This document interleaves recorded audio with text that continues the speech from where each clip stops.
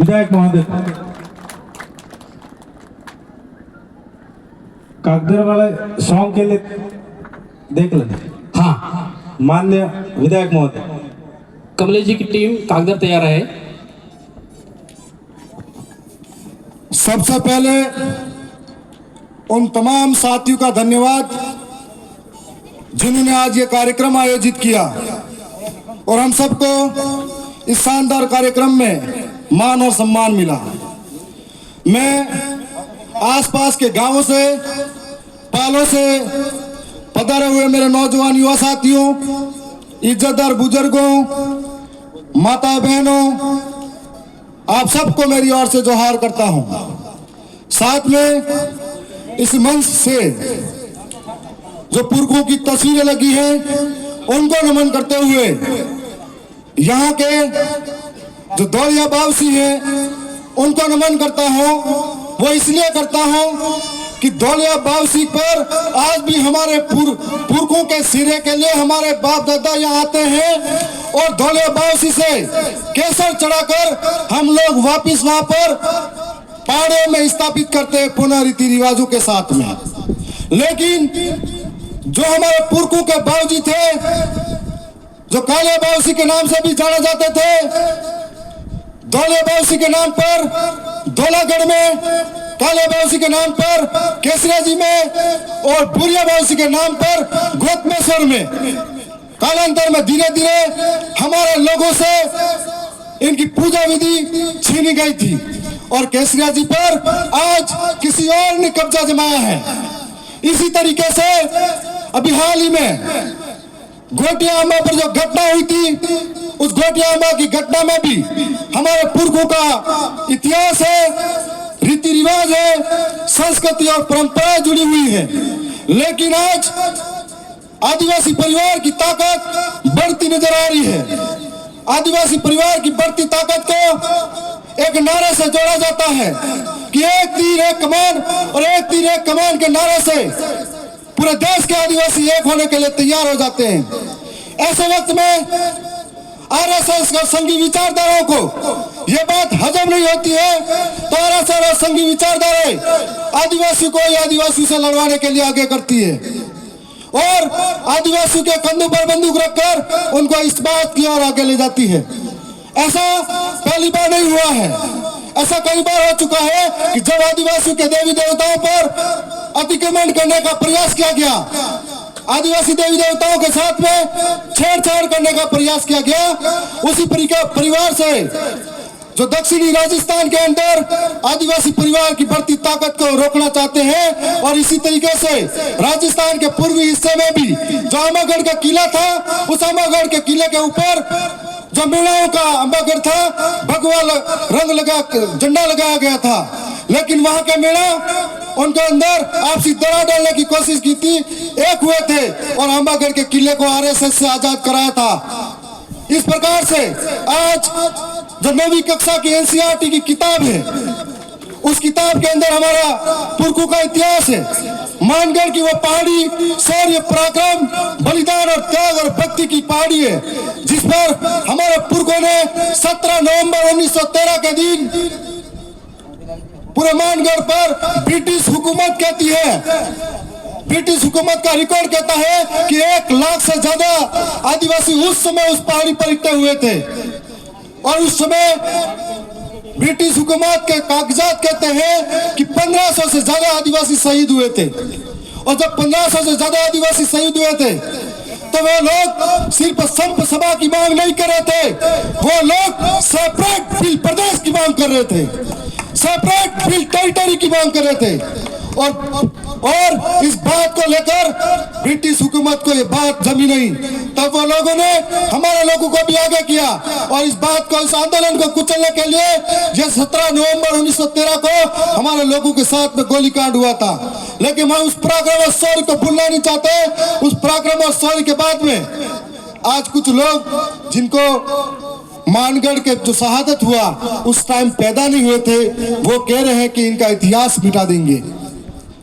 मैं इस ओछी मानसिकता पर आरएसएस के कठपुतली मन्नालाल रावत सांसद को कहना चाहता हूं, जब जब बिरसा मुंडा, टंटे मामा जैसे लोगों का इतिहास जिंदा है, जब जब हमारे और आपके जैसे नौजवान तैयार हैं, तब तक हर घर घर से एक बिरसा तैयार खड़ा है, हर घर घर से एक कालीबाई तैयार खड़ी है। आप हमारे विचारों को कभी नहीं मार सकते। और मैं आप सबको कहना चाहता हूं, ऐसे मन्नालाल हजार पैदा होंगे समाज में, क्योंकि बिरसा मुंडा को जब अंग्रेजों ने मारा था, धीमे जहर दिया था, तब भी पकड़ाने वाले उन्हीं समाज के लोग थे। जब टंटे मामा को पकड़ा गया था, तब भी उसी समाज के लोग थे। तब हम ये सोच सकते हैं कि ऐसे मन्नालाल रावत जैसे हजार मन्नालाल रावत तैयार हो जाए, लेकिन आदिवासियों के बढ़ते आंदोलन को, आदिवासियों की बढ़ती क्रांति को तुम हरगिज नहीं रोक सकते। और हम लोग भील प्रदेश की मांग को विधानसभा के अंदर टेबल ठोक कर कह सकते हैं, यहाँ पर छाती ठोक कर कहेंगे कि भील प्रदेश जब तक नहीं बनेगा, हमारे एक लहू लहू का कतरा भी उसके लिए काम करेगा। साथियों, आज जिस तरीके से हमारे हक को मारा जा रहा है, यह बहुत बड़ी सोचने का बात है। जो लोग आदिवासियों के वोटों से जीत कर जाते हैं और आदिवासियों को मारने की बात करते हैं। हम लोग उदयपुर के अंदर लगातार खबरें देख रहे हैं कि पैंतर के द्वारा आदिवासियों पे हमला किया जा रहा है। और अभी सरकार को सफलता हासिल हुई कि पैंतर को पिंजरे में बंद किया था। उसी प्रकार से उदयपुर से वोट लेकर कुछ लोग दिल्ली की ओर लौटे थे, वो भी उस पैंतर की तरफ कम नहीं है, जिन्होंने आदिवासियों के वोट लेकर यह कहा कि आदिवासियों के घर जला दो, आदिवासियों को मारो। तो आज मैं कहना चाहता हूं, सरकार ने उस आदमखोर पैंतर को पकड़ा था, इस आतंकवादी पैंतर को वक्त आने पर अपन पिंजरे में बंद करेंगे। साथ साथ में यह बताना चाहूंगा कि आज सरकारें हमारे साथ कितना भेदभाव करती है। आए दिन ऐसे कानून जो हमारे हक के खिलाफ है, ये जो सुप्रीम कोर्ट है, ये जो न्यायालय है, ये आदिवासियों के कब से हितैषी बन गए, ये बात मुझे समझ में नहीं आई। और आज जिस तरीके से एसटी भाई, एससी भाई, ओबीसी और माइनॉरिटी के लोग एक होने लगे, तभी सरकारों को चिंता सताने लगी कि आज हमारा जो जनाधार है, इसको कैसे घटाया जाए। तब न्यायालयों से एसटी एससी को अलग करने के बयान, अलग करने के फैसले सामने आते हैं। हम लोग ये कहना चाहते हैं कि आदिवासियों का आरक्षण कैसा होगा, आदिवासी का आरक्षण कब तक होगा, यह फैसला आदिवासी करेगा, आपकी न्यायालय नहीं करेगी। साथ साथ मैं बताना चाहूंगा कि जिस तरीके से 2013 के अंदर आरक्षण को बेचा गया था और 2016 के अंदर फिर से एक अधिसूचना आई थी, उस अधिसूचना की वजह से हमारे लाखों हजारों बेरोजगार आज पलायन कर रहे हैं अहमदाबाद, गुजरात, मुंबई। उनकी वजह से अभी जो हाल ही में 2016 के बाद में जितनी भी भर्तियां आई, उस भर्ती के अंदर आदिवासियों के साथ में कुटाराघात हुआ, धोखा हुआ। अभी जो आरएस भर्ती आई, उसके अंदर एक भी एसटी का पद नहीं है। इसका मतलब हमारे साथ फिर से धोखा हुआ। बैकलॉग भर्ती के नाम पर हमारे साथ काकरी डूंगरी जैसा आंदोलन खड़ा हुआ और काकरी डूंगरी आंदोलन को इन लोगों ने धोखे से कुचला था। इस आंदोलन से हमारे 2 भाई शहीद हो गए थे और आज भी सरकारें आदिवासी के ऊपर लगातार मुकदमे लगाया जा रही है। आज भी नौजवानों के, बेरोजगारों के जिंदगी से खेल रही है। हम लोगों ने ये जो घोंगी आंधी बेरी सरकारें हैं, इन सरकारों को शायद बेरोजगारों की पीड़ा नजर नहीं आती है। अभी हाल ही में एक दर्दनाक घटना सामने आई थी कि यहाँ पर परीक्षा देने गए थे नौजवान, जो अपने भविष्य के लिए गए थे, जिंदगी मांगने के लिए गए थे और जिंदगी से हाथ धो बैठे हैं, भविष्य से हाथ धो बैठते हैं। इसका जिम्मेदार कौन है? इसका जिम्मेदार ये भजनलाल सरकार है और भजनलाल सरकार की जिम्मेदारी की वजह से हमारे यहाँ पर नौजवानों ने हक खोया है। और आज मैं उसी सरकार से मांग करता हूं, इस मन से बड़ी पीड़ा के साथ में, कि उन नौजवान बेरोजगारों के जो अपनी पीड़ा के साथ में इस दुनिया में नहीं रहे, उनको आर्थिक मुआवजा मिलना चाहिए। और मैं सरकार के समक्ष भी यह मांग करूंगा। साथ साथ में मैं आप सबके बीच में खड़ा हूं, तो अगली बार विधानसभा के अंदर जब मौका मिलेगा तो बेरोजगारों का सेंटर इधर से उधर हो, इतना तड़पाने की नौबत आती है, मैं वहां सरकार के बीच में खड़ा होकर लड़ूंगा। अगर मुझे मौका मिला, साथ साथ में मेरे 2 भाई और भी हैं, हम लोग भी लड़ेंगे। हम लोगों का बढ़ता वैचारिक आंदोलन, बढ़ती हुई ताकत पूरे देश के आदिवासी समझने लगा है। कि किस तरीके से आदिवासियों के साथ में धोखा हुआ, कुटाराघात हुआ, इतिहास को छेड़छाड़ किया जा रहा है, तब पूरे देश का आदिवासी एक होता जा रहा है। और हम लोगों को समझना पड़ेगा कि किस तरीके से हमको अधिकार मिले हैं। आजादी के 75 वर्ष बाद भी जब 5वीं अनुसूची का प्रावधान संविधान में दिया हुआ है, लेकिन संविधान की किताब में कैद पड़ा हुआ है। हमारे वोटों से जीतने वाला नेता आज तक इस 5वीं अनुसूची का जिक्र नहीं करता है, और हम लोगों ने इस बात का जिक्र किया। आज जहां जहां आदिवासी रहता है, सबने अपनी बात बारी बारी से करी है, लेकिन हर आदिवासी जंगल से विस्थापित हो रहा है, अधिकारों से विस्थापित हो रहा है, उसके हक को मारा जा रहा है। चाहे मणिपुर का आदिवासी हो, चाहे छत्तीसगढ़ का आदिवासी हो, चाहे झारखंड का आदिवासी हो, चाहे राजस्थान का आदिवासी हो, चाहे खेरवाड़ा का आदिवासी हो, खनन के नाम पर यहाँ पर भी विस्थापित होते जा रहे हैं। अभी भाई बता रहे थे कि जमीन हमारी है, खनन हमसे करते हैं, लेकिन नौकरियों में किसी और को लगाते हैं, हम लोगों से सिर्फ मजदूरी करवाते हैं। तो आज इस बात की जरूरत है कि हमको एक होकर लड़ना पड़ेगा, अधिकारों के प्रति जागरूक होना पड़ेगा। जो मंत्री यहाँ पर ओछी राजनीति करते हैं, झाड़ोल, पलासी और कोटड़ा से खबरें आती है अखबारों में कि अपनी पेट की भूख मिटाने के लिए अपने कलेजे के टुकड़े को 3-3 महीने के औलाद को बेचा जाता है दिल्ली जैसे शहरों में। तब ऐसे मंत्री को शर्म आनी चाहिए कि वहां पर ऐसी क्या हालात है, 5-5 बार विधायक करने के बाद भी अपनी हालात सुधार नहीं पाए।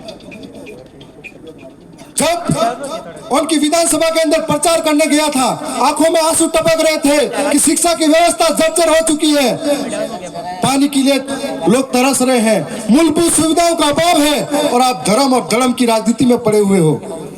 यह बात होनी चाहिए थी कि आदिवासी के उत्थान के लिए क्या करें, आदिवासी को पलायन को रोकने के लिए क्या करना चाहिए, आदिवासी को शिक्षा के लिए क्या करना चाहिए, इस मुद्दों पे बात होनी चाहिए थी।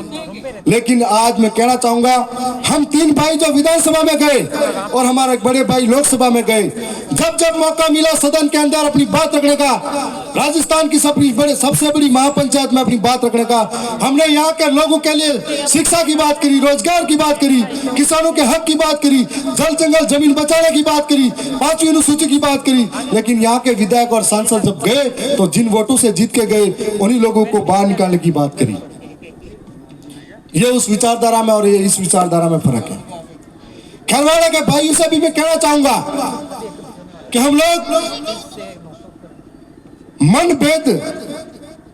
मतभेद अलग अलग हो गए थे, अलग अलग विचार हो गए थे, लेकिन आज मतभेद तो एक हो गए, हमारे मनभेद एक नहीं हो पाया है। क्या मैं सही कह रहा हूं? मनभेद हमारा एक नहीं हो पाया है। लेकिन मैं आपसे सवाल करना चाहूंगा, क्या आप चाहोगे कि आरएसएस जैसी विचारधारा आदिवासियों को खत्म करे, और ये देखना चाहोगे क्या? आप हाथ खड़ा करके बताओ कि ऐसी विचारधारा को निस्तो नाबूद कर देंगे। हाथ खड़ा करके बताओ, क्या आप चाहोगे कि हम 5वीं अनुसूची के लिए लड़ाई लड़ेंगे? क्या आप चाहोगे कि हम जल जंगल जमीन की हक की लड़ाई लड़ेंगे? क्या आप चाहोगे कि जो भील प्रदेश हमारे पुरखों की अधूरी इच्छा है उसके पूरी करने के लिए लड़ेंगे? यदि हम चाहेंगे तो मतभेद जो खत्म किया है, तो मनभेद को भी खत्म करना पड़ेगा और हम सबको मिलकर लड़ना पड़ेगा। अगर ऐसा होता तो हम 3 अभी विधानसभा में